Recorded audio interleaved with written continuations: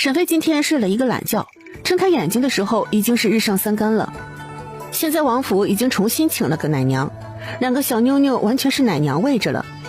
沈飞本就不胖，小妞妞长得又快，他现在的奶水都不够1个孩子吃了，所以他也就欣然地答应了嬷嬷的提议，让小妞妞吃奶娘的奶水，他则是重新好好调理身体。现在李嬷嬷已经把2个小妞妞的事全部接手了。沈飞伸了个懒腰，不能再赖床了。王妃，你醒了吗？沈飞回过神来，王妃，对了，她现在是王妃了，亲王府的王妃。整个王府她最大，没有什么婆婆祖母的人管着她的那种王妃。沈飞在床上打了一个滚儿，转翻了。唐之灵还真是个潜力股啊！起来啦，你们进来吧。于是门外守着的小丫鬟鱼贯而入。沈飞直接摊开手，让丫鬟给他穿衣服。王妃，咱们早餐有什么特别想吃的吗？让厨房随意发挥，做他们拿手的。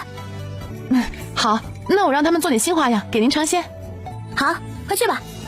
王妃，咱们今天要干什么呢？还没想好呢。小福宝呢？怎么一早上都没看到他了？世子在王爷的书房呢，徐慧和一个大块头都跟着世子来着。大块头？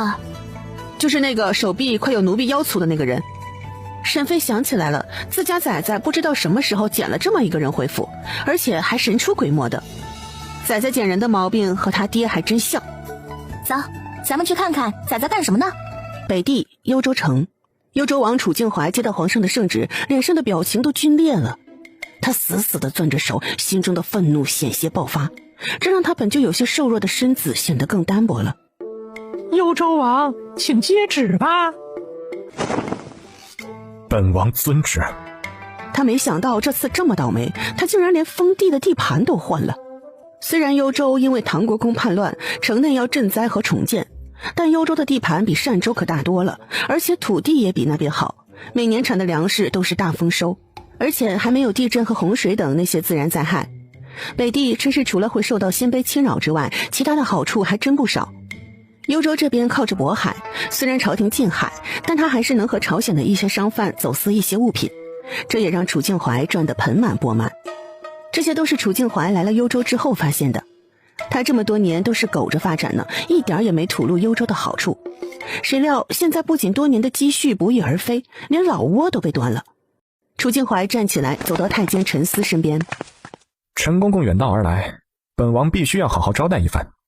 楚静怀觉得皇上不会无缘无故的给他换封地，里面一定有人捣鬼，和他作对，所以他要查清，顺便和陈思套一套话，问一下长安城的局面。陈思见到楚静怀如此礼贤下士，也不敢托大。王爷岂敢！陈公公，好酒好菜已经准备好了，本王许久未回这长安城，也是想念得很呢。陈思心思一动，立即明白楚静怀的意思。那好，那我就和王爷念叨一下长安城的趣事。楚静怀带着陈公公离开，王妃邓淑云急忙走到邓威跟前。三哥，景儿在京城过得怎么样？好不好？王妃不必挂心，世子在荣王府很好，他现在长胖了不少，人都活泼了。邓淑云听到儿子没事，松了一口气，随后又想起来一个关键的问题。这京城何时多了个荣王府？况且世子没和小福宝在一起，那也应该在皇宫里吧？这怎么会在荣王府？王妃，唐侯爷被封了荣亲王，御赐了荣亲王府，封地在洛州。啊，亲王？竟然是亲王？他竟然毫无责罚，还封了亲王？此时宴客厅内，楚静怀也是吃惊地张大了嘴巴。什么？唐之灵竟然被封了亲王？是，圣上还御赐了荣亲王府，就在永兴坊。楚静怀端起酒杯一口闷了，他心中很闷，老六怎么那么幸运，他竟然可以留在京城。等等，留在京城，那岂不是没有封地？要是没有封地，那也就是个空头王爷，不当事的，还是比不上他们这些哥哥的。永兴坊不错，小六留京很好，不像我们这些哥哥，还要管理封地。王爷，荣亲王的封地在洛州。什么？陈公公说的可是真的？咱家怎敢妄言？老大竟然……好你个老大，偏心，太偏心了！给我换去了一个鸟不拉屎的单州，老六倒是得了富饶的洛州。楚静怀意识到自己的失态，急忙开始找补。陈公公，吃菜。王爷请。京城，等沈飞收拾妥当来前院找小福宝的时候，他的谈话都已经结束了。娘亲，你起来的好晚呀。沈飞老脸一红，他和唐之灵小别胜新婚，之前一直赶路的，也好久没在一起了。现在回到自己家，那该有的生活还是要过的。沈飞开始转移话题。我听说你还去了书房，难不成是想启蒙了？不启蒙，我还小呢。小福宝不能在沈飞面前说他啥都会，只能是拖着。沈飞也不强求，在后世小福宝还不到上幼儿园的年纪呢。那就不启蒙，走吧，陪娘亲用早饭。小福宝看了一下天上的太阳，都到了吃午饭的时候了。好。往后院走的时候，就看到了和小世子一起玩的杨少奇。小世子最近也发现了福宝弟弟经常消失，所以他找了新的玩伴。玩过之后发现杨少奇更好点，因为在他面前不会显得自己是傻瓜。杨少奇也发现了小世子和他更对盘，至少小世子说的话他都能懂。小福宝对于两个小孩能玩到一起也是松了一口气，他每日可是忙得很，没办法一直陪小孩玩。沈飞牵着小福宝，正好对上小世子和杨少奇两人手牵着手。沈飞心里警铃大作，不好，自家崽崽是不是被抛弃了？沈飞低头看了一眼小福宝，正见到他眼巴巴地看着小世子两人。糟糕，崽崽是不是伤心了？也是，曾经最黏着他的堂哥和邻居哥哥玩到一起，把他排除在外了，这是件多么伤心的事啊！崽崽放心，娘亲会替你把弟弟抢回来的。小福宝抬头，眨巴着大眼睛，无辜地看着沈飞。沈飞看到小福宝湿漉漉的眼睛，还以为自家儿子哭了。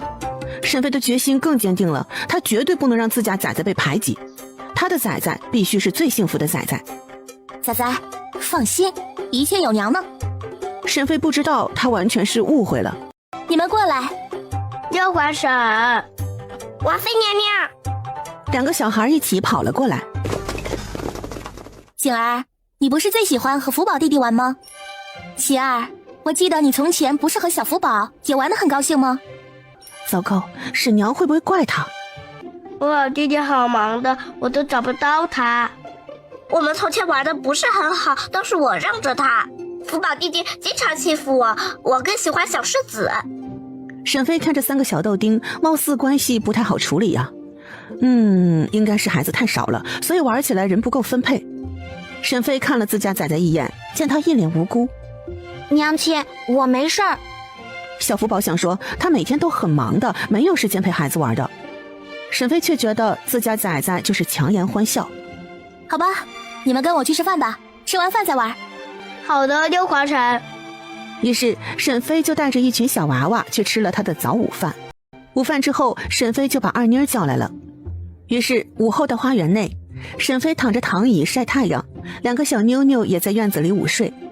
远处是四个小豆丁在玩沙子。二妮儿的孩子铁蛋也来了，他虽然是年纪最小的，但是个头比小福宝和小世子都壮实。他虽然长得大，但是年龄毕竟小，说话还不是很利索，更会捣乱。小福宝看到沈飞躺在摇椅上晒太阳，他却还要在这里陪着三个小屁孩玩沙子，心里就郁闷不已。他想告诉娘亲，他真的不想陪这些小屁孩。沈飞一摇一晃的，身后的丝花和思琪在给他扇扇子，他也是悠哉的不得了。沈飞抿嘴笑着看着几个小孩吵架，没错，就是在吵架。小世子和杨少奇本来玩得好好的，有了铁蛋的捣乱，气氛立即不好了。小世子两人搭建的东西都被铁蛋给破坏了，然后他自己还不清楚，总是咧着嘴在笑。铁蛋，你太坏了！是啊，我们的房子都被你做坏了。小福宝无语地翻了个白眼，伸出小胖脚向后边挪了一下屁股，离三人远了一点。王妃，要不要我把铁蛋抱回来呀？不用，让他们玩，看看多和谐。二妮儿一脸懵逼，和谐？他怎么没看出来？沈飞嘴角轻笑，有了铁蛋的存在，小世子和杨少奇就会知道自家的崽崽有多乖。这边沈飞在看孩子玩闹，那边唐之灵来辞官却没有很顺利。今天一早，唐之灵穿着7品官的官服来上班了，然后同僚看到新鲜出炉的荣亲王也是不敢造次，纷纷给唐之灵行礼。唐之灵在工部感受到了前所未有的尊重，他的顶头上司关青海没在，如今正是春种，所以关青海就替唐之灵外出查看植田去了。唐之灵直接来到了工部尚书贾尚书这里。尚书大人。贾尚书看到唐之灵来了，急忙起身。荣亲王。大人，我今日想问问，屯田司的职位是不是要换人了？贾尚书也不知道怎么回答，他在心里腹诽：谁知道你们兄弟俩是怎么想的呀？你当不当这个官，你倒是进宫和你哥哥说呀，你问我咋知道？想到这儿，贾尚书笑呵呵的：荣亲王不着急，过去你在工部的成绩，大家也是有目共睹的。因为你的存在，咱们工部的植田也是大丰收。今年有更多的官员植田耕种了那高产的玉米。唐之灵点头，知道植田没有耽误，他也放心了。那就好。荣亲王，不如您和本官进宫，看看皇上是怎么安排的。也好，那咱们进宫一趟吧。唐之灵并不知道辞官的流程，其实他这种7品官的员外郎，贾尚书完全是能决定的。于是两人就一起进宫了。皇宫，皇上看着今年的殿试卷子，这是他登基之后第一次开恩课，所以也是非常重视。好啊，此人大才呀！不知是何人的卷子，让陛下如此欣赏啊！主持金科殿试的礼部提调官是礼部尚书左安怀，前10名的卷子他都是看过了的，其中2人极为突出，一个是林宇环，另一个是江南的卢胜安，就是不知道皇上会点哪个人当状元。林宇环是哪位人士啊？皇上见到名字的时候，感觉好似听过一样，到底是哪里听过呢？但是他很快就忽略了，没有在意。他现在是求贤若渴呀。皇上自从知道了小福宝前世的记忆存在，也是好似打了鸡血一样，他想干出一番成绩给小福宝看。小福宝有着双重的身份在，让曾经一直遗憾没有向先帝证明自己能力的皇上有了机会。皇上觉得自从他登基之后干的事情没有能拿得出手的，所以这次科举皇上也是格外的重视。这时候殿外的冯宝走了进来，禀报道：皇上，贾尚书和荣亲王到了。皇上想到唐之灵如今的身份，还真不敢像过去那样随意的对待，真的是轻不得重不得。请。是皇上。贾尚书和唐之灵站在殿外，本以为还要等一会儿呢，没想到冯宝很快就出来了。荣亲王，贾尚书，里面请。皇上今天心情很好，很有分享的欲望。在2人给他行完礼之后，就笑道：贾爱卿，你来的正好，你来看看这2人的文章。贾尚书走了几步，把2人的卷子接了过来，然后仔细地看了起来。唐之灵早就想到他来了一定不会先说他的事，果然贾老头忙了起来。贾尚书看着上面的观点，也点头道：好，此子才学甚好。唐之灵撇了撇嘴，好能多好。他眼睛扫了一眼，然后就看到了卷子上的名字，林宇环，竟然是他。唐之灵心里酸溜溜的，贾老头是有真才实学的，他要说好的人，看来是真的好。不知贾爱卿所说何人呢？启禀皇上，这卢胜安的文采斐然，林宇环的观点朴实，政策事实性更高，臣觉得此子更胜一筹。看来林宇环还真有状元之才呀。林宇环观点契合百姓需求，此子好似真的经历那些苦难一般。唐之灵站在一边嘀咕着：可不是吗？在北地那么多年呢。皇上看到唐之灵站在下面，嘴唇在动，他仔细侧耳倾听，却什么也听不到。皇上的喜悦收了收，小六这次来应该也是有事。孔继久原本看好的状元人选是卢胜安或赵子谦，如今看来状元怕是林宇环了。礼部尚书听到皇上这么说，心中定了定，看来大局已定，明天就是放榜日了，应该不会有变化的。好了，孔祭酒和左尚书先下去吧。孔祭酒和左尚书行完礼之后就退出了大殿，现在大殿里就剩下3个人了。荣亲王，你对林宇环是有什么意见吗？没有。皇上心想，撒谎，朕都已经看到你嘴巴在动了，朕夸一次你就嘀咕一次，朕的眼睛看得真真的呢。皇上不觉得唐之陵和林宇环会有什么牵扯，继续耐着性子问道：你认识林宇环？认识。哦，你们是朋友？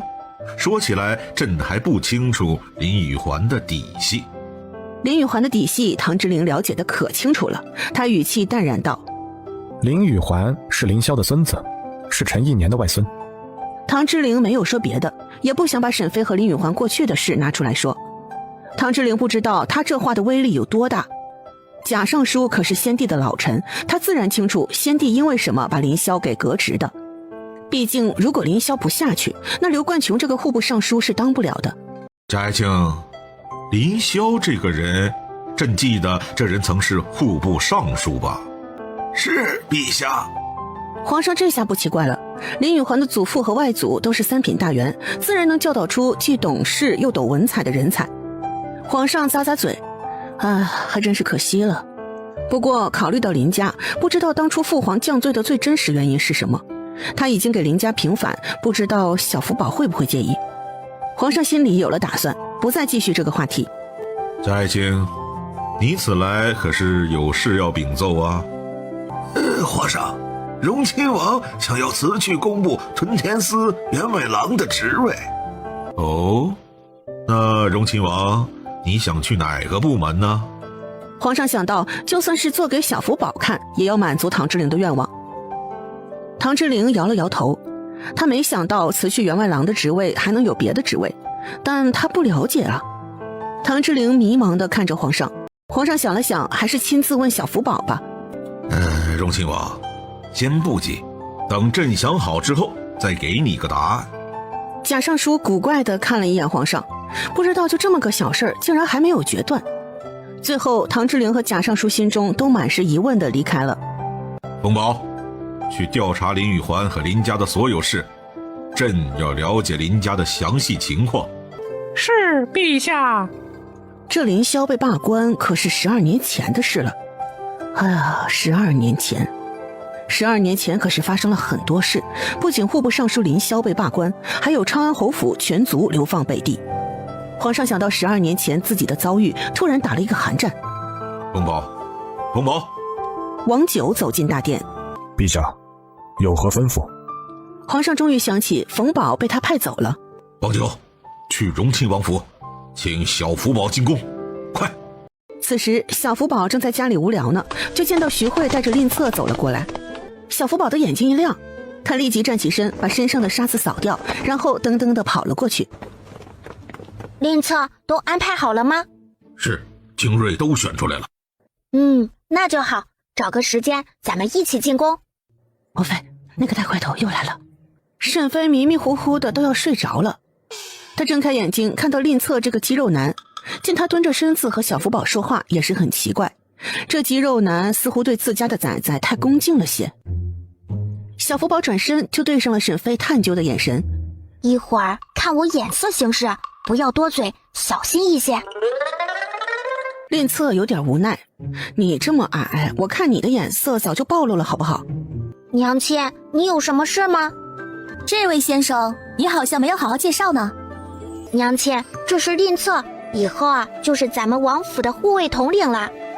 沈飞终于想起来了，他们家还有个新王府呢。嗨，差点忘了咱们的新家还没看过呢，也忘了看看是否需要修缮。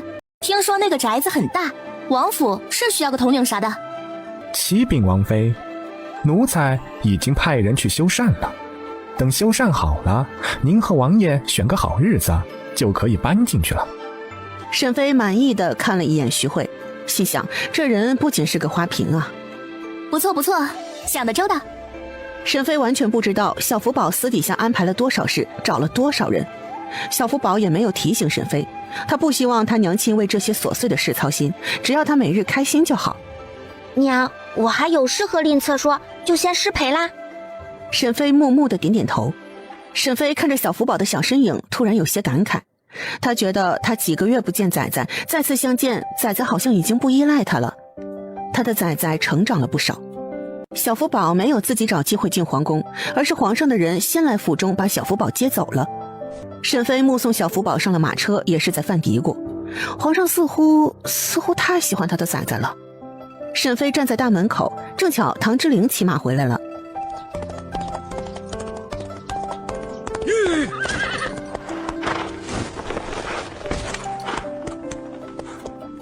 沈飞，你是特意在门口等我的吗？不是，小福宝被皇上请进宫了，我刚才是送他的。皇上还真是喜欢仔仔哈。唐之灵觉得皇上好似是没断奶的孩子一样，太依赖自家仔仔了，可是又觉得这么说不对，于是舌头一转就变了。但是沈飞还是捕捉到了，因为他也有同样的感觉。夫妻俩对视一眼，谁都没有说出口。现在在大门口人多眼杂的，沈飞给了唐之灵一个眼神。唐之灵立即会意，吴阳，把小红牵进去吧，喂一些好料。枣红马似乎是听懂了唐之灵的话，开心地打了一个响鼻。真乖。枣红马就是沈飞喂了药的马，现在非常懂人性，好似是能听懂人话一样，很聪明。唐之灵牵着沈飞的手，快步向后院走去。王府内的下人都知道王爷和王妃的感情很好，所以也都不敢往上凑。特别是府中的丫鬟都已经被徐慧敲打过了，谁都不许打王爷的主意。徐慧已经得到了小福宝的命令，任何女人往唐之灵身边凑，全都给打杀了。